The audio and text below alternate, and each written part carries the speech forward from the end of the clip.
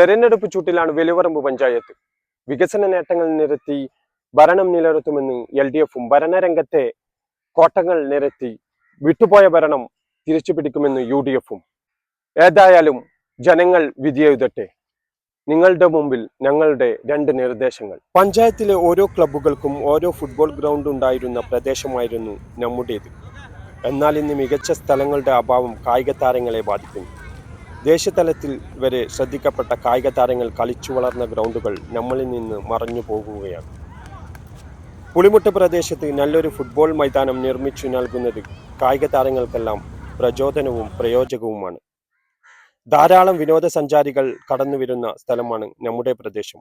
എന്നാൽ പ്രകൃതി സൗന്ദര്യവും ആസ്വദിക്കാവുന്നതുക്കുന്ന സൗന്ദര്യവൽക്കരണങ്ങളും പശ്ചാത്തല സൗകര്യങ്ങളും ഒരുക്കിയാൽ വിനോദസഞ്ചാരികളുടെ വിസ്മയ കേന്ദ്രമായി മാറും നമ്മുടെ നാട്. അതുവഴി തൊഴിലവസരങ്ങൾ വർദ്ധിക്കും.